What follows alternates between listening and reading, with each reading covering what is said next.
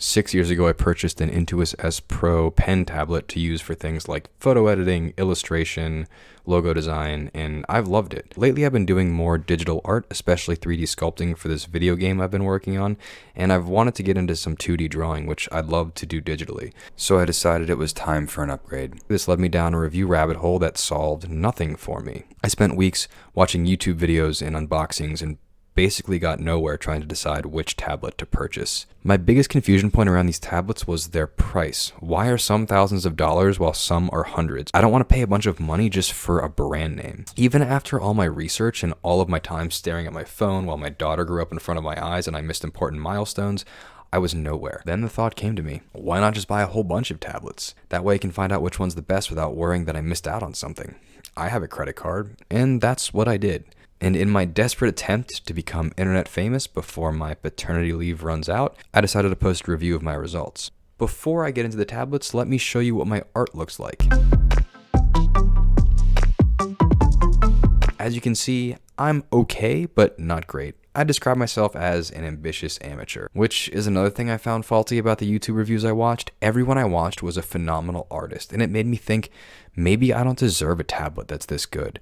But forget that. I deserve it, and if you're watching this video and you want one, you deserve it too. I narrowed my search down to basically 3 tablets that I wanted to buy. On the lower end, the XP Pen Artist Display 24-inch Pro tablet. This XP Pen tablet seemed to have a lot of positive reviews, and I'm too dumb to tell if they're fake, and it had a screen and a pen, so it pretty much fit all my criteria. On the high end, I looked at the Wacom Cintiq Pro 24-inch. In the mid-range, I wanted to get the Wacom Cintiq regular, 22-inch. Also, FYI, my wife was totally supportive of me ordering all these tablets. But then I also heard her telling the baby that dad was going to buy hundreds of dollars in tablets, so I think it's also possible she just didn't know how much they really cost and hasn't looked at the bill yet. Now, I'm not going to go into depth here about technical specifications or even do a full review of each tablet or an unboxing or anything. I'm just going to give you my general recommendation and how I felt about each tablet and then tell you which one I think you should purchase. The first tablet I tried was the XP Pen. Because this was the cheapest, obviously this was the one I wanted to like the most.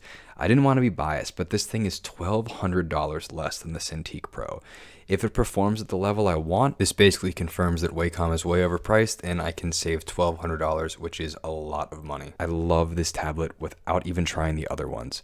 I loved it so much I was tempted to just stop here, take the blue pill, and ignore what those other tablets were offering. This tablet felt so good. It performed at the level I was expecting. There wasn't any issues with like parallax or jitter or driver problems or whatever. It just worked.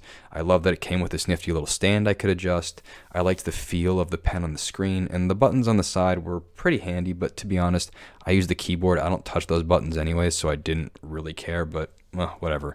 They seemed cool. On the negative side, the pen felt a little bit cheap. The buttons didn't have a great tactile feel to them, and they sort of felt like uncomfortable and plasticky. Overall, really awesome. I loved it. Then I decided to move on to the most expensive tablet, the Wacom Cintiq Pro 24-inch, to see what that $1,200 buys me. Side note, the Wacom Pro seemed to use less plastic in its packaging, so if you're into that kind of thing, points to Wacom. Again, I didn't want to be biased, but I really wanted to hate this tablet. If it performed just as good or better yet worse than the XP Pen, I could confirm that the Wacom tablets are way overblown and priced and better alternatives exist. After trying out some drawing and sculpting, I sort of half confirmed my suspicion. The feel of the pen on the tablet was much better than the feel of the pen on the XP Pen tablet.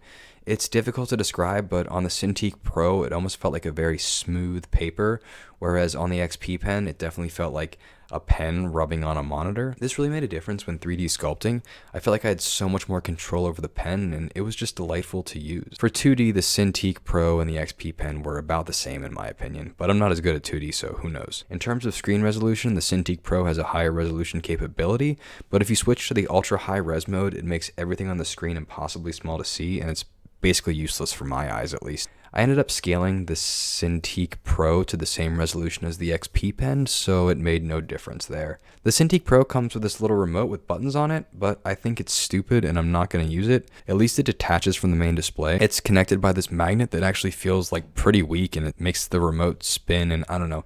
I think it's pretty low quality, but again, I don't care. I use the keyboard, so whatever. I'm sure they charge me extra for this, but I don't really care. The buttons on the pen for the Wacom Cintiq Pro felt a lot better than the pen of the XP pen.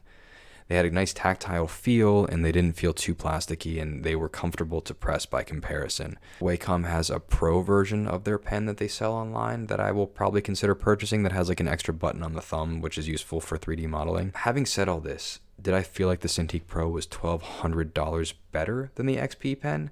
No way, not even close. I bought these fake $20 bills on Amazon, and I'll be honest, I have loved every minute of having them. Maybe it felt $300 better at the most than the XP pen.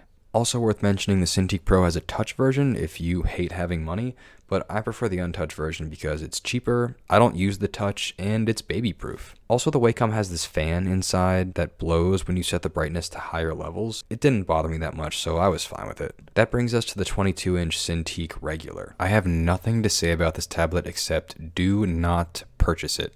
It doesn't even come close to the XP pen, not by a long shot.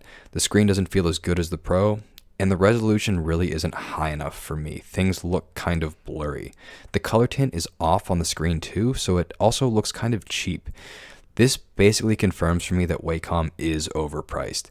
This tablet doesn't even hold a candle to the XP pen, and it's over $400 more. So between the XP pen Artist Display 24, the Cintiq Pro 24, and the Cintiq 22, here is what my recommendation is. The Cintiq Pro is the best feeling tablet, but I would say it's about $300 of better feeling than the XP pen.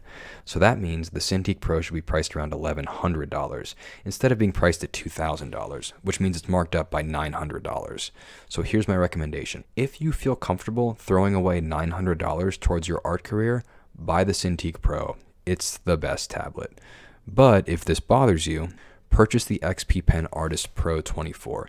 It didn't feel quite as good as the Cintiq Pro, but it was still really, really, really good. If you get it, you won't have any FOMO or regret. It's a super high quality device. The existence of the XP Pen makes the Wacom 22's existence essentially meaningless. And that's pretty much it. If you enjoyed this video, make sure you do all the normal YouTube stuff. Thanks, and I haven't thought of a cool catchphrase to end the video, but see you next time.